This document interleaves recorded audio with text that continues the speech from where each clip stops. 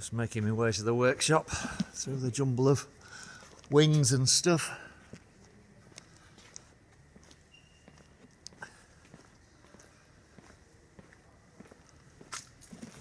Into my little den, which is bloody freezing this morning, I must say. Oh, while I'm making my way there, I'll show you one of the other little jobs I've been doing, and that is making some fake wooden struts. Those V struts I've covered in a vinyl wrap. It's not bad. They look pretty good. I've had to do one of them a second time because I wasn't very happy with the results. But from a distance, they look pretty much like wood. I'm quite pleased with that. And I've put the fake tapes around it. Obviously, the original wooden ones would have had some strengthening tapes around them, stop them splitting and stuff. So I've faked those, as obviously mine are aluminium and really don't need it.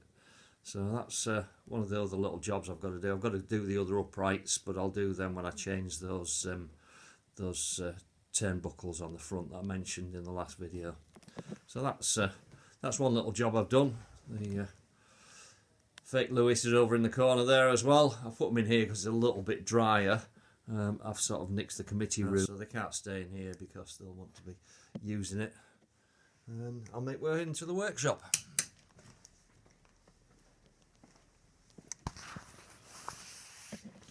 I've rigged up my light, PIR light that you'll have seen going on and off during the videos, and we'll get set up. Well, that's the seat in place. To be honest, I've run out of rivets at the minute, so I've just ordered some more rivets last night, so I'll get that riveted up. It's only clear-coat in place, and I need a few more in there. My thinking with it is, should the worst come to the worst, obviously you want it to, if we go down hard, you want the seat to deform slowly basically, or as slow as possible under impact. So hopefully with the legs should, if we've got some forward motion, these legs should bend slowly-ish. The seat, actually I think the seat's probably an old elevator skin from a Cessna, so we've got all generations of aviation in here. So it's very simple, be bolted to the top here as I've mentioned before. Hopefully if there is some deformation of it in an accident, then they should pull, these should all slowly collapse is what you want. You want to take as much of the force out of an impact as possible. So from what I've seen, what my thinking of it, you know, and the way I've worked it out, I'm hopeful that without any proper stress testing and stuff, I'm hopeful that those, the way it's built, should, in the worst case scenario, if you can see down there, it's the brackets and stuff are all riveted on. There's loops around the main spar there, rear spar. I would think they should hopefully deform in a slow but controlled manner. I hope I never have to find out is the question. So calling it a day. It's a bit cold in here today. I rolled in this morning, it was 5 degrees and it's now up to an almost tropical 8 degrees, so I've pretty much had enough today. Not done a whole amount of stuff, but it's coming on a bit at a time. I did warn you that there wasn't going to be much to show for the build for the next period of time, until I get it all in one piece, I guess. But I'll show you the little bits I've done. Run out of cable, so I'm going to have to pop off and get some more cable for the rudder and tailwheel steering. There just wasn't quite enough in the kit. It's about 2 meters short, not even that, maybe 1.5 meters short I think of what I need, so which is a bit of a bugger, but you know, in the great scheme of things we can cope with that. I'll spin this around and show you the little bits I've done. Okay, so the seat is in place, it's bolted in place. They've just rung me about the rivets. They were short of some of the rivets, so they're coming tomorrow now, but they're they're all underway. You may have noticed that I've taken off the front uprights. I'm going to take those home and cover them with the vinyl wrap, the wood effect vinyl wrap. This one's going to be a lot more difficult because it's going to have to be done in situ, I think. But that's is what it is. We'll roll with it. The cables, as I said, I've got the rudder cables fitted on the starboard side. Go all the way down and to the tail wheel and the rudder, if I can get round past it. Not a lot of room. Okay, so we've got the turnbuckle. I figure those maritime turnbuckles will be fine for this. So I had 2 of those left over from the pack I bought. So one on the tail wheel steering, one on the rudder, and you'll see I've put the other one, same again, they're in place, but obviously I didn't have quite enough cable, so that's my next job. I'll call in on the way home, grab some more cable. What I've done is I've taken those turnbuckles that were up on those 2 uprights, I've taken those off to put on there, and I will do as I suggested before, which was to make sure I just put new cables in without the turnbuckles. There's a lot of stress on those. Those are the 2 uprights I've just taken off. The ends are painted there, and once the wood effect is on, they should look okay, I'm hoping. So I'll do that when I'm at home. And that's it for today. I know I also did the inlet bit, the curve. I don't know what you call it. It must have a name, I guess. But the other wing, I've got that shortened to the correct dimensions. After being all smug and clever about the last one because it went so easy, this one was a real pain in the arse. But you know, pride comes before a fall, or whatever they say. So I had to, because the orientation of the brackets was slightly different, I had to faff about a lot more. But it's done. It's done the same manner. Looks like it wants filing off a bit there. Actually, I'll have to cut that off at the top there. So that's done. They should hopefully, they'll need cutting off a little bit, but they should hopefully match up when I put the wings on, which will be more than a one-man job. That I'm going to need some help for that, I think. Well, once again, we're back in the workshop, working on the Nieuport. This is the biggest workshop I've ever had to work in, and I've still got no room. It's amazing how much room an aeroplane takes up when you start putting it together. So I'm still dodging around things and crawling under things and still trying to get the jobs done. But I just started putting it together. The seat I've finished, I'll show you that. I'm just putting the wings on now to set up the aileron controls, the push rods for the aileron controls. That's the last set of controls that need working on. So that's what I'm doing now, with a lot of help from the guys at the club. They've been brilliant, because it's impossible to do by myself. So thanks a lot to all you guys, really appreciate your help. You know who you are, thank you. And I'll spin this around, show you what I've got up to today, and it's going to find this hard to believe, but I actually made another slight cock up. I know. Who would have thought? But I'll show you what I did, and again, more of a miscalculation really, I guess, but these little things, I suppose it's because I've left to my own devices quite a lot, somewhat worryingly. Without my support worker, it's quite dangerous for me to be out alone, but here I am anyway. And so I'll show you what I did, and it was really just sort of a miscalculation on it, so I've made some more adjustments again. Filled a few more holes in the skin, but other than that, no problem. Okay, there we go. We've got the the aeroplane. I've had to take the tail off.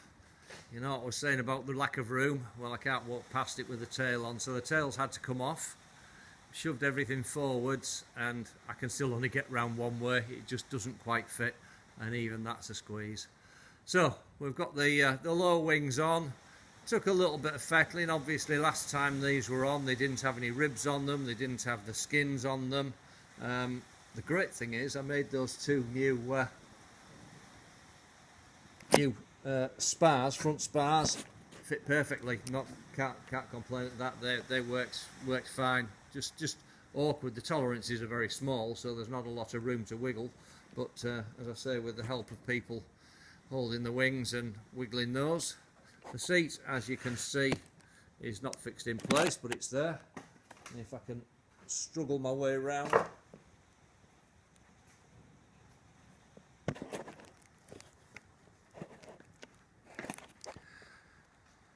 you can see today's work really has been a lot of faffing just trying to get these on board. So I had to cut. So I made some rough cuts in the leading edge skin there. That's just very rough to fit it in. I will tidy all those up when it comes off. This is where I made the slight cock up. You may remember that I attached these brackets direct to this crossbar here, but I was clearly forgetting that has to fit in between the crossbar and the rib. So it was just really a case of pulling this rib out. I've made a couple of brackets either side there, and the same at the back. I've not had to move the end of it really. It was really just a case of adjusting its angle slightly, but of course it's left me with a couple more holes to move there. You can probably see that. So that's what's happened there. It is very tight on this, because obviously this is going to have a cable on there which is going to go through there. This will obviously need widening, I guess, as well. But it's all very tight tolerances. But I don't see any problems with it. There is a gap. It all works well. And once it's all set, the bolts all fitted through perfectly at the back there. Those two have gone through, no problem at all. These bolts here, once I've made my adjustments, went through perfectly as well. So they are tight tolerances, but it's all there. You can see that wood effect vinyl on there. That looks quite effective. It's still got masking tape on it, and I think I'm going to mask it all off, to be honest, because at some point I'm going to be working in here. The fuel tank's got to go in there, and the turtle decker's got to go on there. So that's sheet metal, and it's going to cut through this vinyl very easily. So I think I'll try and wrap that up with some cloth or something. The wings won't be on at that point. And as you can see, this is what I'm going to be working on. This is the aileron bell crank moving there. Okay, and that will attach to this, which is the other end of the bell crank. There's going to be a push rod goes from down there all the way to up there, but of course that's not a straight line, so there has to be a bend in it, so it'll be kinked inwards, I guess, somewhere quite high up, probably around here. Keep the kink as high as I can to keep it out of the way of my legs and stuff. So that's going to be what I work on when I get the other wing on. So there we go. We're again back into looking like an aeroplane, this time with ribs and leading edges and all the rest of it. There was a little bit of adjusting to do on the skins, because I deliberately left excess skin on. That was a purposeful thing, because you can always take it off, you can't put it back on so easy. So there we go. That's it for today. Once again, it's freezing cold, it's raining. Welcome to England. Thank you, guys. So I haven't managed to get down to the workshop for a few days, but I've had a little box arrived, and I thought I'd do one of those fancy unboxing videos that they put on YouTube. So here is a few little toys that I've started collecting for the Nieuport. And if I can manage to do this while holding the iPad at the same time, we'll get rid of the packaging and see what little delicacies we've got in here. There's number one. That's just an empty box. Number two. Number three. And number four. And I think that's all that's in there. Yeah, the rest is just packaging, so we'll ditch that. I'm not very good with this camera work, am I? Anyway, here we go. Here are the toys.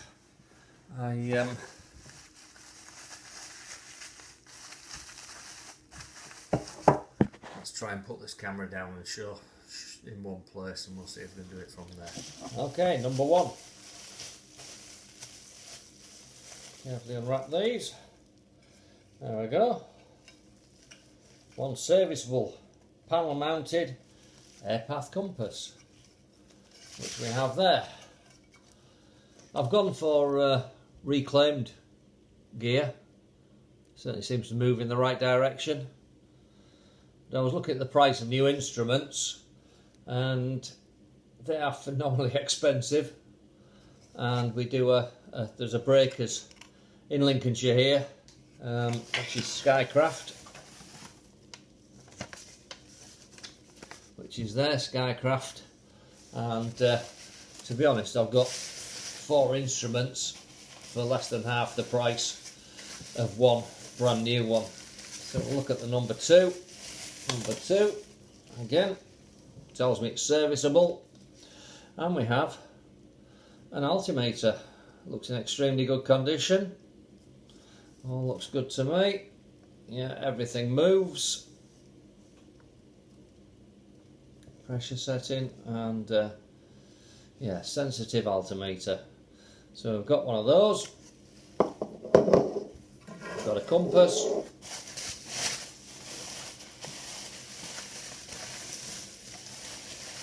You're never quite sure what quality you're going to get when you order second hand. Now, I wasn't sure what to do with the slip ball, so I ended up getting a turn and slip indicator. It's sort of classic. I know it wouldn't have been in a Nieuport, and I may well change my mind actually and just go for the slip ball, but that looks, well, it's quite a lot heavier than I was hoping. That looks okay. I think that might be the main instrument, to be honest. We shall see. And then last but not least, we have an airspeed indicator. Way too high speed for what I need, but there wasn't a lot of choice for those really, so that we shall see how that goes. I'll take that off there. Hopefully it should drop to 0. Yes, it does once we break that seal on there. So there we go, airspeed indicator, altimeter, old style turn and slip, not quite old enough style, but it's there. And last one is the airpath compass. I can this one's in a box, so I can actually take that out and panel mount it. It's just in an aluminium frame box, but I thought I'd get that one because it gives me the option of either mounting it high or mounting it low, whatever. We'll see. We'll see. Or I can panel mount it, but it depends on the panel. I've not got that far yet. So that's the unboxing of instruments. I should be back down to the club tomorrow. We've had snow here last couple of days. It's been bitterly cold. So I've also bought myself a couple of gazebos that I hope to put round the bench and round the airframe, wings, whatever, just to try and keep some warmth into the workshop, because it is bitterly cold in there now and the heaters just really ain't cutting it. So that's today's addition to the video. See you in the next one.